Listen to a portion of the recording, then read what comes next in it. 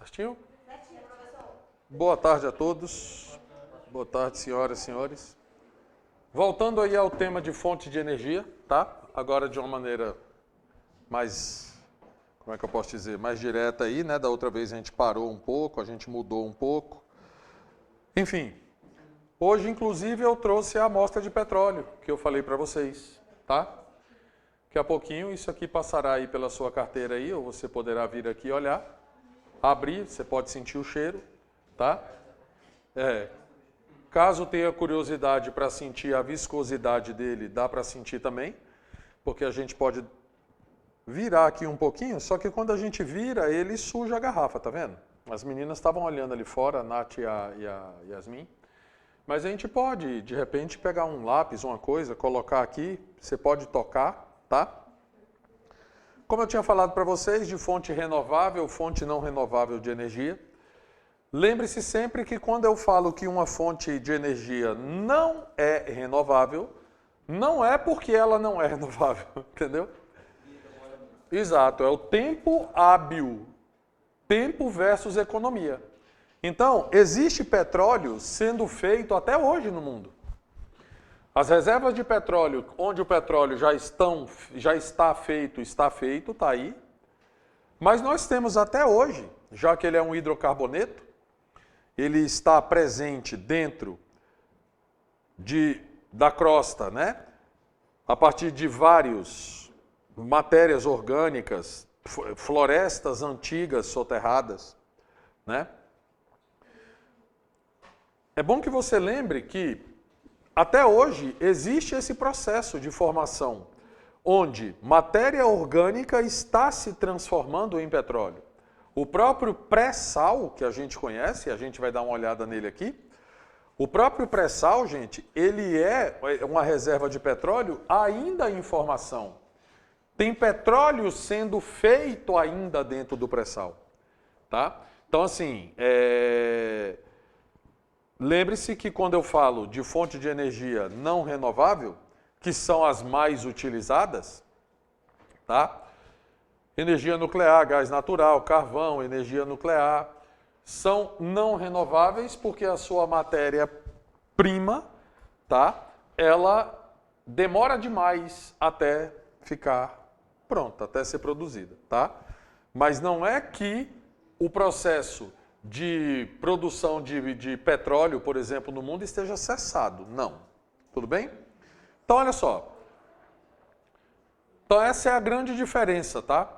Fonte de energia renovável e não renovável, tá? Quando eu falo renovável, por exemplo, eu tenho a biomassa, a hidroeletricidade, eólica, energia solar, geotérmica. Tudo isso mostra pra gente aquilo que eu chamo de, como é que eu posso dizer? Fontes de energia que são abundantes porque a renovação tem um tempo econômico hábil.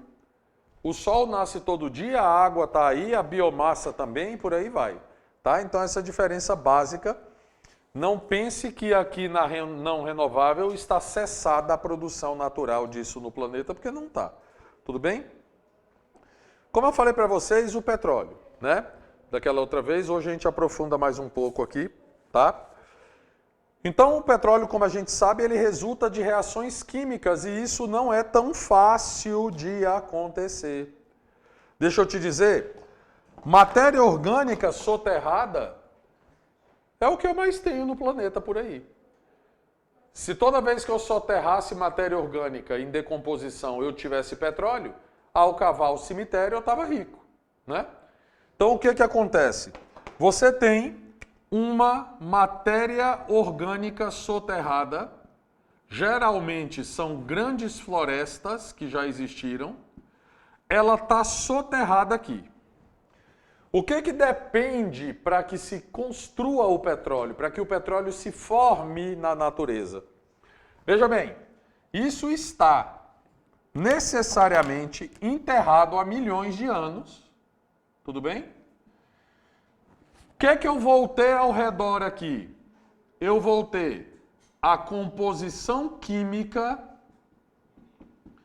tanto dessa matéria orgânica como do material de tudo que está à volta. Tudo bem? Essa composição química tem que bater. Aí eu tenho aqui temperatura que tem que ser a ideal. Eu tenho aqui a pressão que tem que ser a ideal. Então, do que depende para a formação do petróleo? A formação do petróleo ela vai se dar diante de condições específicas onde esses fatores se casam. Eu estava conversando ali com a Nath ali e com a Yasmin ali na recepção, e a Nath me perguntou como é que se forma. Eu falei assim para ela, eu falei, Nath, o que faz duas pessoas se encontrarem e virarem um casal e duas pessoas se encontrarem e se ignorarem? Os fatores todos que estão ao redor. O cenário, o tempo em que ficaram juntos, tudo isso. Nem todas duas pessoas que se encontram se formam um casal, por conta das condições, das fases, de tudo. Então aqui é a mesma coisa.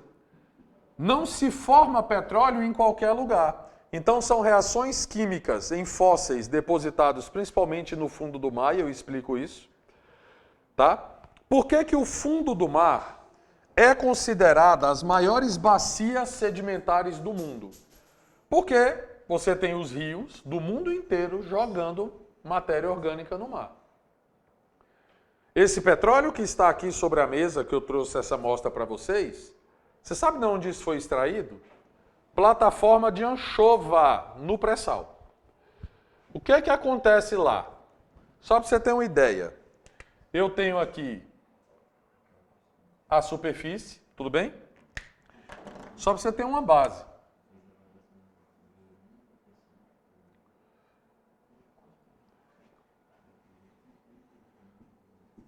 $3.000 metros de profundidade, você bateu no fundo do mar, não bateu? Mais 6 km para baixo. Foi da onde foi tirado esse petróleo que você está vendo aqui. Agora tu imagina, por que o fundo do mar possui as maiores reservas de petróleo aí que a gente conhece? Porque é um local de difícil acesso. Porque toda a vida marinha vai acontecer, morrer e se sedimentar no fundo do mar. E camadas, e mais camadas por cima. Isso vai fatalmente provocar o quê? Aquilo que nós chamamos de um processo de decomposição de matéria orgânica que poderá virar petróleo, não necessariamente vira. Então, olha só, detalhe, tá? Quando é no mar, a plataforma, quando a reserva de petróleo é no mar, ela tem um nome. Ela é chamada de plataforma offshore. Tudo bem? Então, esse petróleo aqui é um petróleo offshore.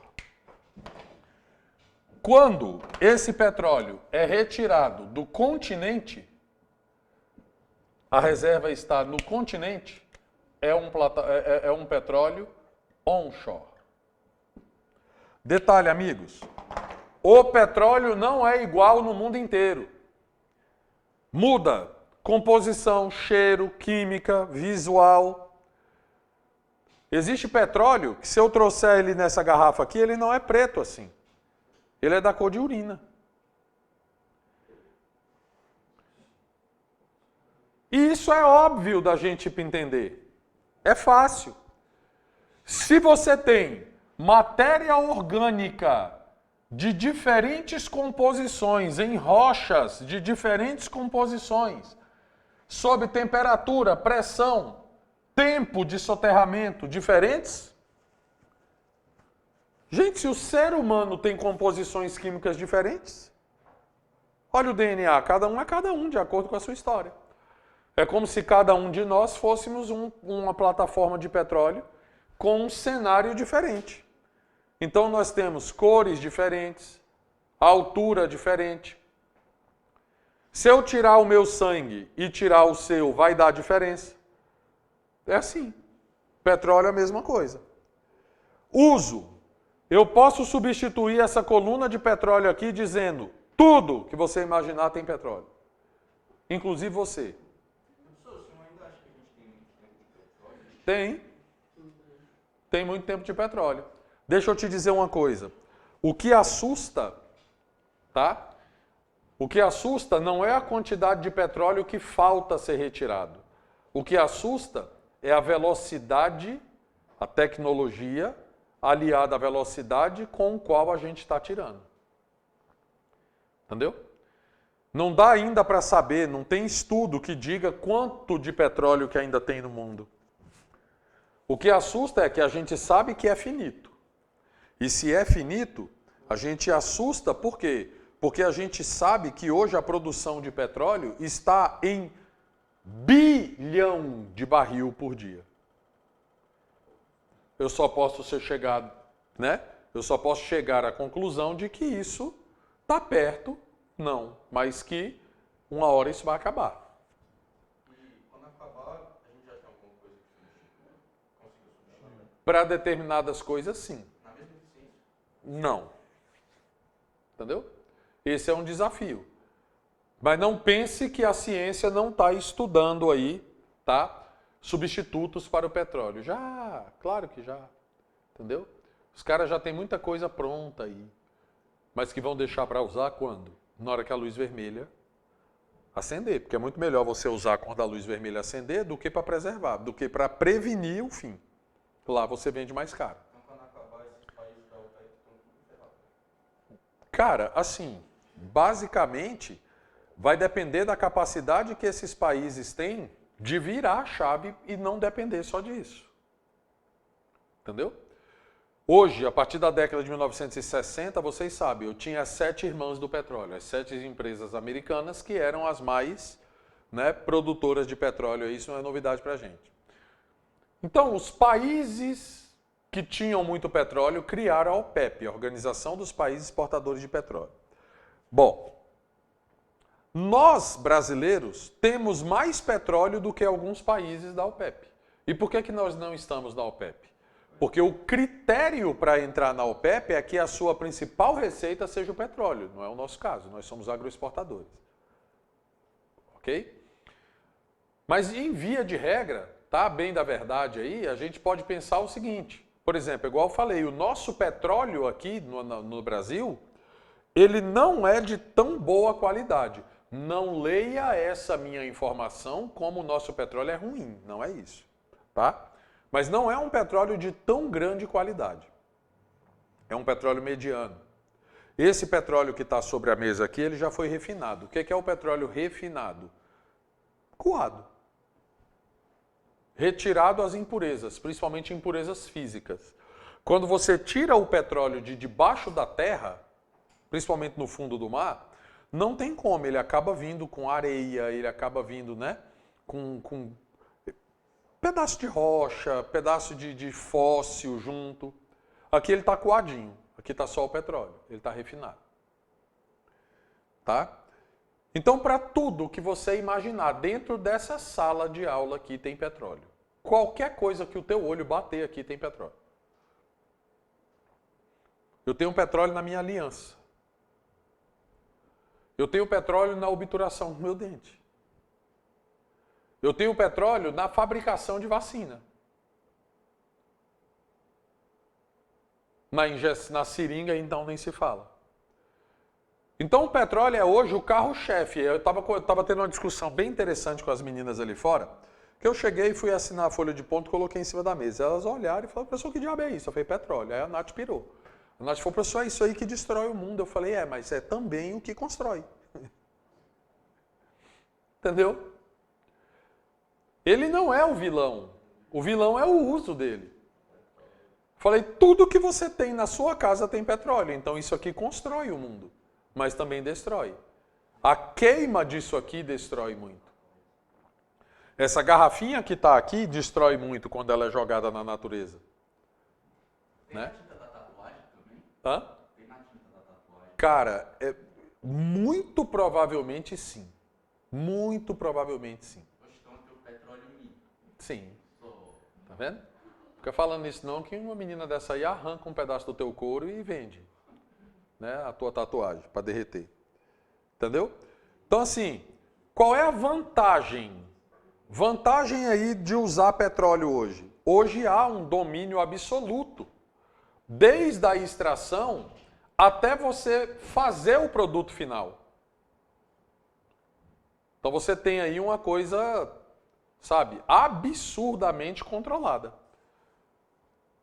A tecnologia de utilização do petróleo desde a extração, e diga-se de passagem, a nossa Petrobras, ela é a empresa de maior capacidade tecnológica do mundo para a obtenção de petróleo em águas profundas.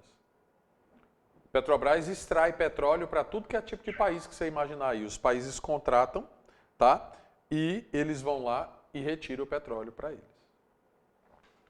Vende tecnologia, aluga, plataforma, tá? Bom, uma outra vantagem que eu diria do petróleo, que está fora do que está escrito aí, cara, é que assim, é utilizado em tudo, velho. O petróleo, ele constrói o planeta. Vamos pensar nessa parte que eu estou em vantagem. Ele constrói o planeta, mas quando eu pulo para o desvantagem, ele destrói. Ele polui a atmosfera largamente como combustível fóssil, a queima dele, tá? Lança gases, principalmente o dióxido de carbono, tá? O famoso gás carbônico, para a atmosfera, e isso é a principal causa hoje do aquecimento global. Chuvas ácidas e outras gangrenas aí que a gente tem aí na natureza, tá? Mas eu quero, assim, já falei isso para vocês e quero novamente dizer que o petróleo, gente, uma das maiores desvantagens dele não é a questão do que ele faz com a natureza. Eu diria para vocês que a pior, eu não gosto de falar essa palavra, mas eu vou falar aqui. A pior desgraça do petróleo é o seu uso geopolítico, geoeconômico. O uso geopolítico e geoeconômico do petróleo é a pior coisa que tem. Grande parte da invasão da Ucrânia pela Rússia está aí, ó, petróleo. Não é só pela questão da OTAN. Lembre-se que a Ucrânia, no leste da Ucrânia, você tem ali a região de Donetsk, Mariupol. Então tem aqui a Ucrânia. O que é que eu tenho aqui embaixo da Ucrânia? Uma península chamada de Crimeia, que foi tomado pela Rússia em 2014. Isso aqui, tá? Dá saída principalmente para o Mar de Azov, que dá saída para mares importantes. Então, aqui está a Rússia. Um dos motivos é isso aqui, ó. A Rússia viu na questão da OTAN, na possível entrada da Ucrânia na OTAN, a possibilidade de tomar essa área aqui da Ucrânia, fazendo uma ligação da Crimeia, que também já foi tomada da Ucrânia em 2014 pela Rússia, para formar um corredor aqui, ó. E tudo isso aqui virar o quê? Rússia. A ligação da Rússia à Crimeia e da Crimeia ao Mar de Azov. Então, os ataques foram concentrados aqui, no leste da Ucrânia. E adivinha? Aqui você tem, principalmente Mariupol e outras coisas mais aqui, portos gigantescos, portos inclusive preparados exclusivamente para mexer com quem? Com o nosso amiguinho aí hoje, ó, petróleo. Já pronto. E a Rússia foi lá e tomou para ela. Eles conseguiram? Sim. A mais importante aí era a de Mariupol. Tomaram. Já não é nem de agora, né? De vários anos. É de vários anos. A briga com isso aí é gigantesca. É gigantesca. Querem conhecer o danado? Se eu der um, vai dar ruim? Não. Pega um lápis aí, depois pega um papel higiênico ali. Eu só tava vendo aqui o primeiro plástico ainda tá por aí, né? Tá. Alguém quer ceder aí? Senão eu vou ali na recepção e pego. Pessoal que está em casa. É porque hoje quase ninguém mais tem lápis. Espera aí que eu dou um jeito aqui.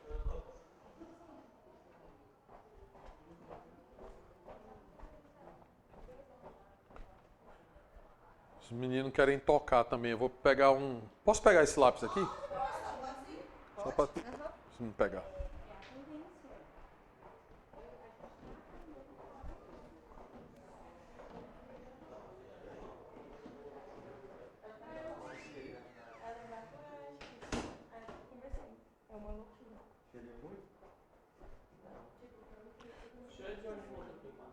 O cheiro é de óleo, parece loja de troca de óleo.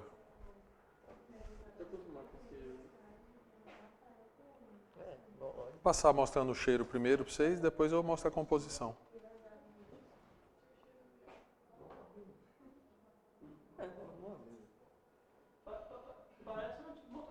É, tem cheiro de loja de troca de óleo de carro.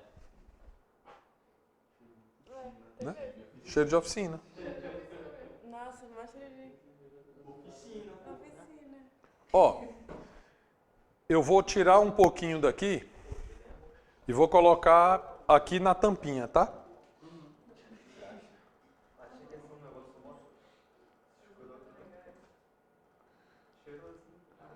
É porque aquele plástico vedante aqui já está meio...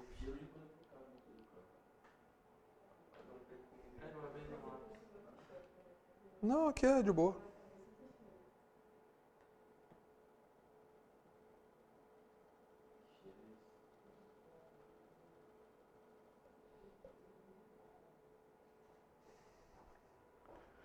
Quiser tocar.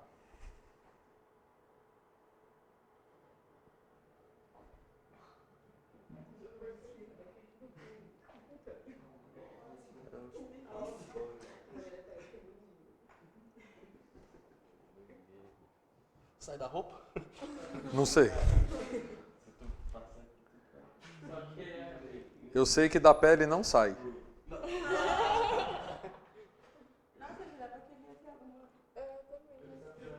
Pô, eu tô realmente considerando fazer isso. Você tá vendo que é um óleo, pô. Só que aquele negócio é o viscoso. Sim. Porque aí lá no óleo, o objetivo do óleo é lubrificar, né? Então os caras adicionam lá produtos, minerais e tal, para que ele... Meu bem,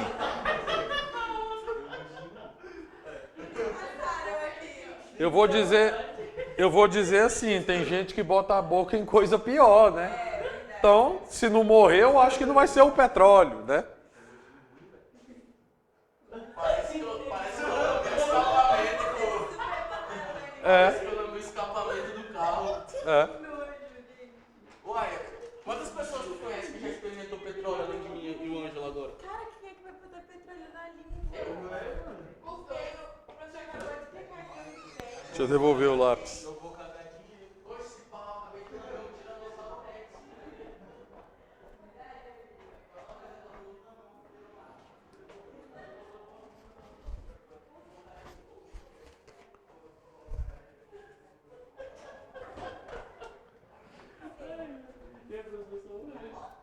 Não, tu acredita que os dois doidos ali Botar na boca? botaram na língua para provar. E é bom? Disseram que não é muito gostoso, não. Deve ser gosto de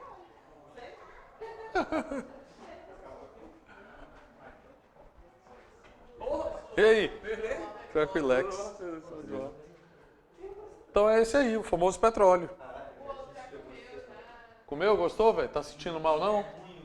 É ruim? Parece que eu lembro o escapamento do carro. Lambeu, deu uma lambida numa válvula de... Tu pegou aquele negócio de graxa assim e passou ali. É. Olha só, um outro subproduto que eu tenho aí, da questão do petróleo, que não é o petróleo, é uma espécie de quase petróleo, é o gás natural. O que acontece? Lembra daquele desenho que eu fiz aqui? Eu coloquei um desenho aqui, ó, de uma matéria orgânica enterrada. Vou colocar ela aqui de novo, ó. MO, matéria orgânica. Aqui é a superfície, isso está enterrado. Então, o que pode acontecer aqui, galera? Dá só uma olhada. Nessa decomposição, o que é que eu tenho? Liberação de gases. Metano, por exemplo. E aí, esse gás, ele pode ir subindo aqui e se acumulando entre as rochas. Quando eu tenho um acúmulo desse gás aqui entre rochas, se eu perfurar aqui, o que eu vou achar? Vou achar uma reserva de gás natural. Eu só preciso que você lembre que o gás natural não é o gás de cozinha. De cozinha? Ai, bicho. Eu não lembro assim não, mas ele é um composto.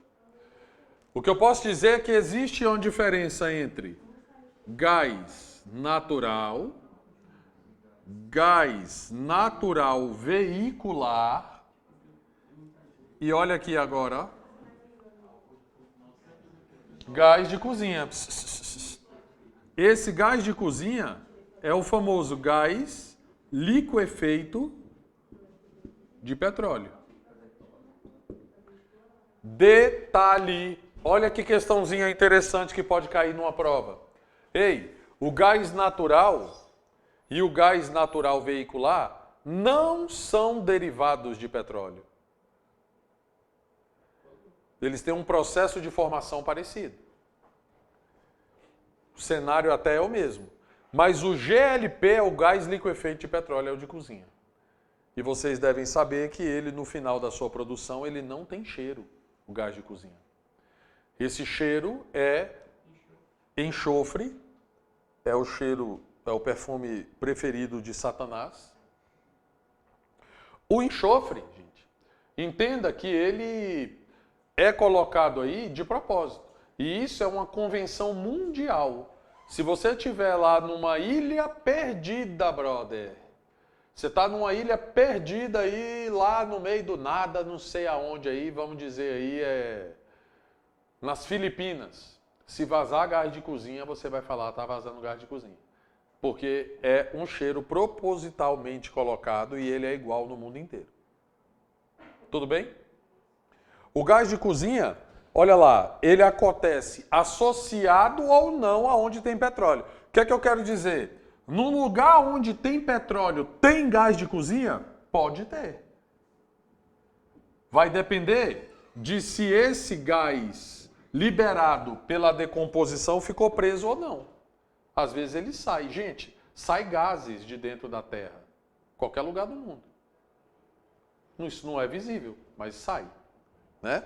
Então, o que acontece? A gente tem aí um processo de formação interessante, por quê? Porque aonde eu tenho petróleo pode ter gás natural. Ou eu posso ter apenas o gás natural. Lembra que eu falei que tem que ter um conjunto grande de ligações entre o petróleo e aquilo tudo que está ao redor aqui? Tem uma ligação grande. Mas o detalhe é que nem sempre vai formar petróleo, mas se decompôs, formou gás. E se esse gás se acumulou, virou gás natural. Muitíssimo utilizado aí em caldeiras, tá?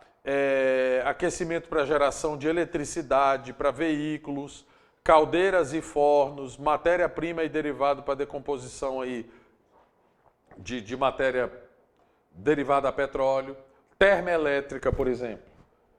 Grande parte delas aí são ligadas através do gás natural.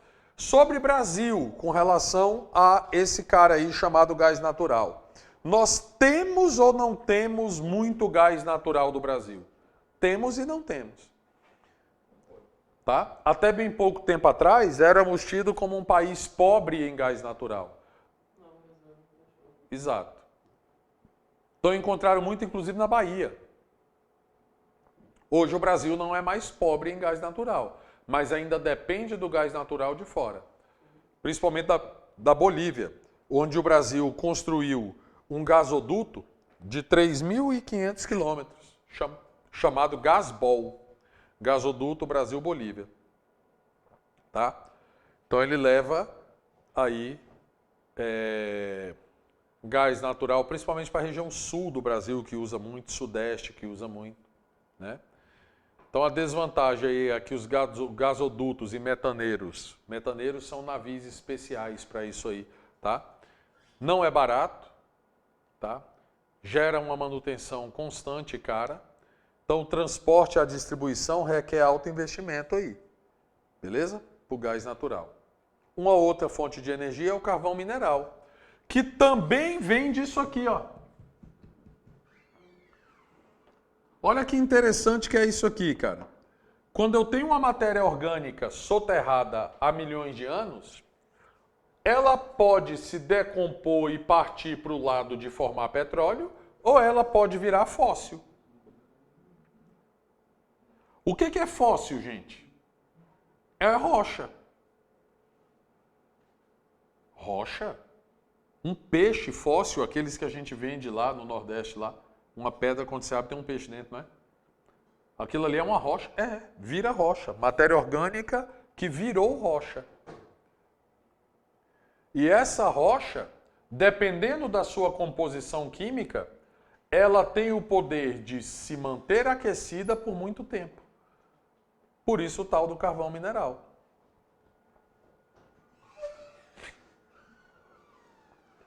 Por isso o tal do carvão mineral. O carvão mineral, mesmo sendo resultado do soterramento de grandes florestas, eu preciso novamente que você entenda que existe uma diferença entre carvão vegetal e carvão mineral. Carvão vegetal, e a diferença não é só na sua origem. O carvão vegetal, eu retiro troncos de madeira, queimo ele, mas não a ponto dele virar cinza. Apago o fogo, ele virou o carvão, aquele que a gente conhece do churrasco. De fácil obtenção de fogo nele novamente. Ele atinge uma temperatura X. Então olha só isso aqui, ó. O carvão vegetal, ele atinge uma temperatura X. Já o carvão mineral, ele atinge uma temperatura Y, muito mais alta. Ele gera muito mais calor.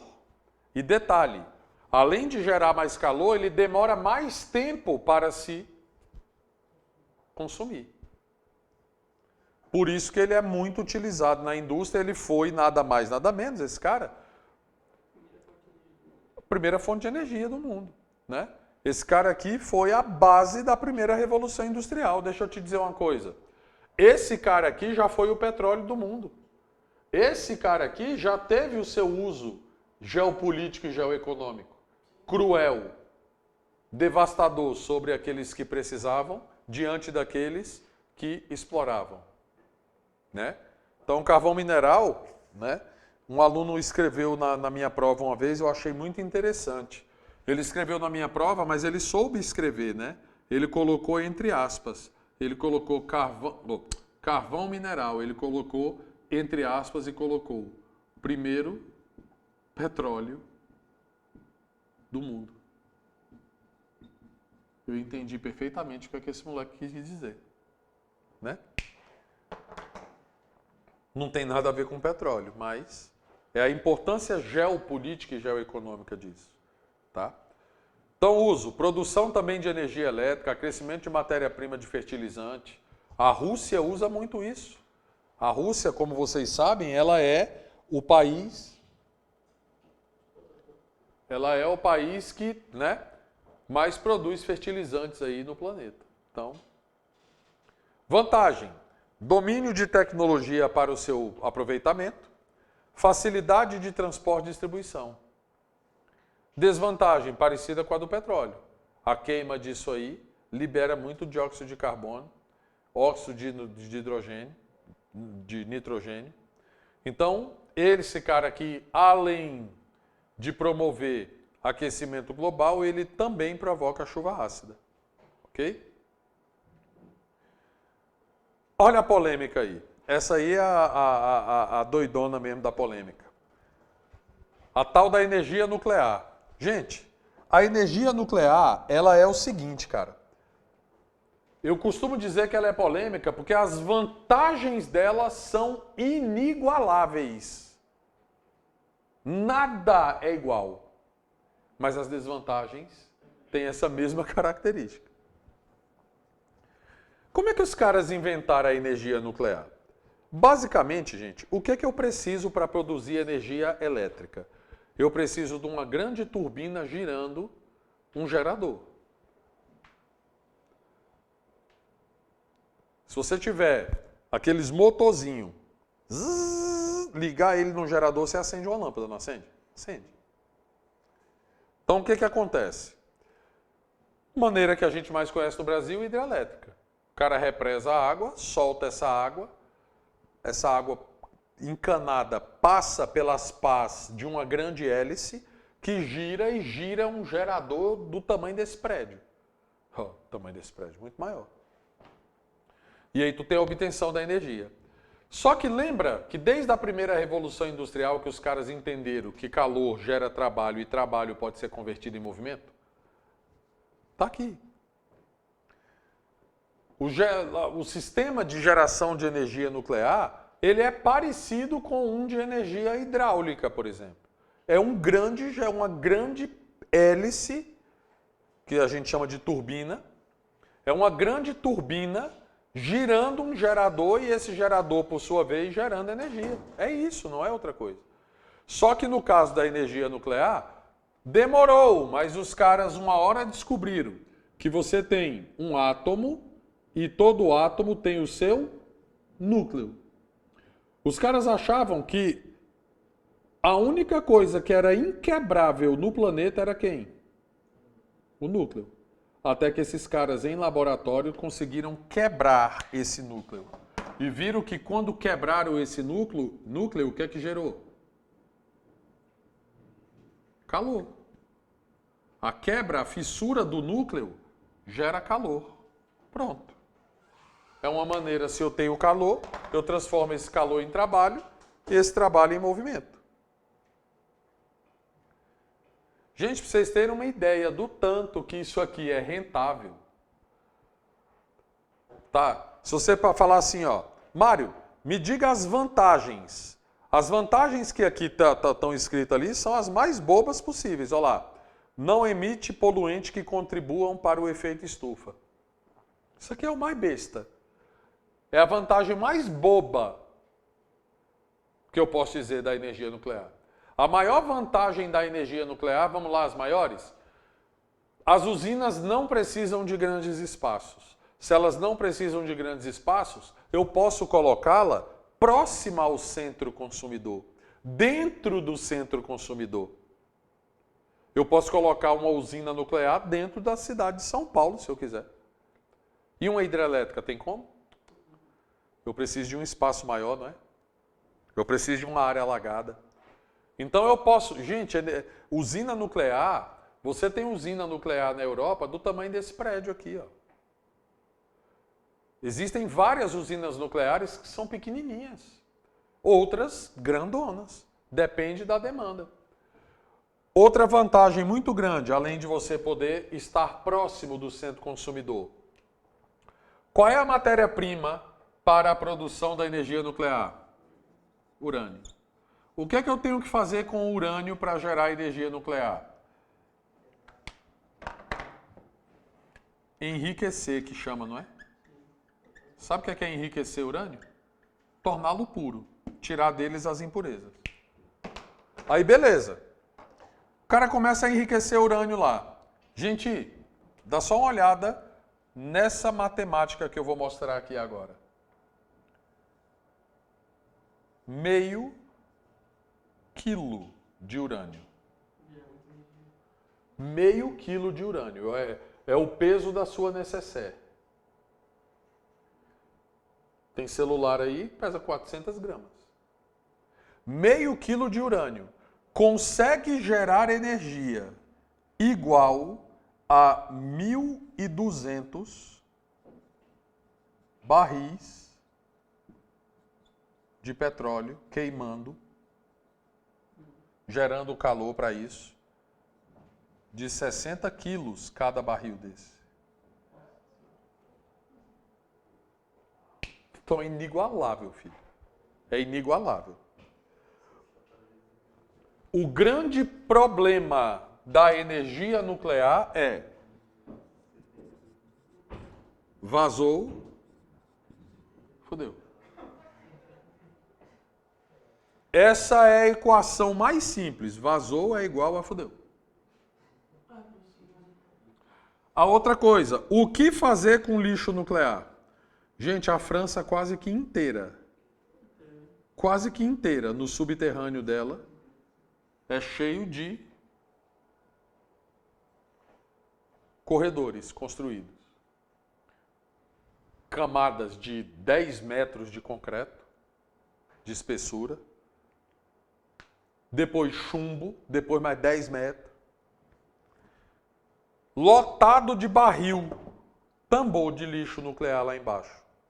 O que é que isso vai virar um dia, ninguém sabe. Isso a longo prazo não sabe se dá ruim. Não sabe. Enquanto conseguir manter a segurança, enquanto você conseguir manter essa radiação presa lá embaixo, se você conseguir por toda a eternidade. O problema é no Japão, gente. O Japão não tem rio. Né? Não, é irrisório, né? Então o que acontece? No Japão é o pau que rola. Na França, por exemplo, 80% da energia elétrica dos caras é nuclear. Não tem rio. Muito pouco. Mas olha o tamanho do problema do Japão. O que os caras têm para produzir energia lá é energia nuclear. É a forma que os caras têm. Só tem um detalhe. Os caras estão num território geologicamente instável. Viu Fukushima? Fukushima deu terremoto, avariou, né, a usina nuclear lá, só que para piorar veio o tsunami e ela é na beira do mar. O tsunami deu uma lapada forte lá.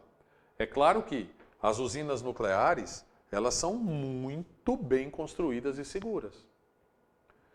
Você tem usinas nucleares aí que se cair um Boeing 777, igual os caras fizeram lá no 11 de setembro, se bem que lá era outro avião, era um menor, mas se tu pegar um Boeing 777 e dar no meio ali, tá? Da cúpula ali do reator, não vai atingir o reator. O troço tem que ser muito seguro. Principalmente no Japão, né? Um território geologicamente instável. Mas qual que é a grande treta? Qual que é o grande problema, né? O grande problema está exatamente porque a tecnologia para produzir é muito cara. Aí entra uma outra desvantagem que é inigualável. Tecnologia cara, manutenção cara. Então vamos lá. O que que isso influencia em quê? No preço final, porra, do produto. A conta é simples, tá? 1 kWh, nem sei se é assim, acho que aqui é kW, né? É. 1 kW de hidrelétrica, o valor é X. 1 kW de energia nuclear, o valor é 100x. É muito mais caro. Por todo o processo de produção que é mais complicado. Isso reflete na conta. Mas com certeza. Com certeza. Produzir em país onde a energia é nuclear pode ser caro. Por que eu falo pode ser caro? Porque tem país que consegue manter, tá, um preço de quilowatt mais acessível por subsídios, por outras coisas a mais aí que o cara consegue dar uma equiparada no esquema aí. Mas no grosso é muito mais caro. Entendido? Então, por isso que ela é polêmica. Gente, o que é polêmica? O que gera polêmica? Gera polêmica tudo que tiver pontos positivos e negativos, tanto positivos quanto negativos, com alto poder de argumentação. Isso é que gera polêmica. Quando você só tem ponto positivo com argumentos fortes em qualquer coisa que você imaginar, aquilo não é polêmico, gente. É aquilo e acabou. A mesma coisa, pontos negativos.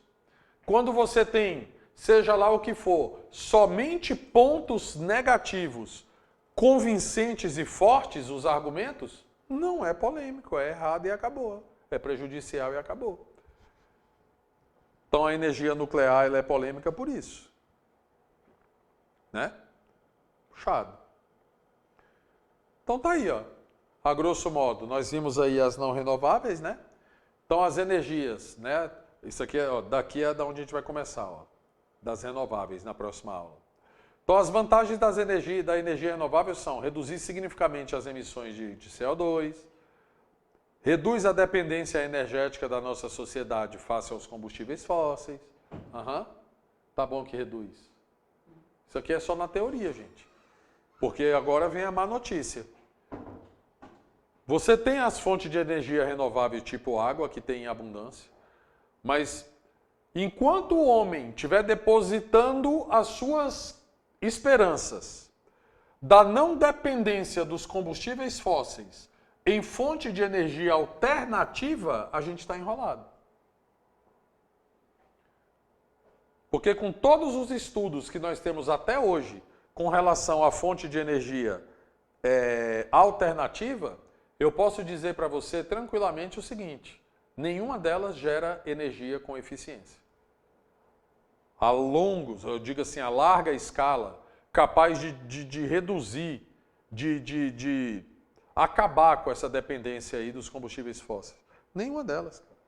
Nenhuma delas gera isso. Tranquilo? Então tá aí, ó. E as desvantagens das energias renováveis são: algumas têm custos elevados, né? Podem causar impactos visuais negativos, isso aí também é um pouco, né, como é que eu posso dizer, de opinião. Podem gerar ruído. É isso.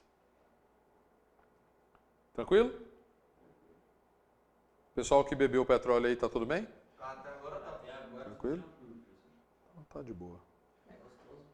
Porque eu tô indo embora e aí se vocês morrer, que se lasque pra lá, eu já vou estar longe. O senhor pode ficar tranquilo que se eu morrer, eu aviso que não é culpa do senhor. Você vai me avisar se você morrer? Não, eu deixo aqui outra. Ah, tá. Tá, e tu avisa pra eles, eles me avisam. Não vai aparecer morto pra mim lá, uma alma lá dizendo que morreu. Não, pro inferno da pedra. Que isso, professor? Dá um salve antes de Uma menina uma vez perguntou pra mim: professor, o que é que você faria se você... O que é que você gostaria de ouvir? Olha isso. O que é que você gostaria de ouvir no seu velório, se você pudesse ouvir? Eu acho que ela pensou que eu ia falar assim, né? Que as pessoas falassem: nossa, esse cara era maravilhoso, vai deixar muita falta. Não, eu falei isso pra ela não. Eu falei: o que é que eu queria ouvir no meu velório? Eu queria ouvir assim: eita, ele tá mexendo, ó, levantou, né?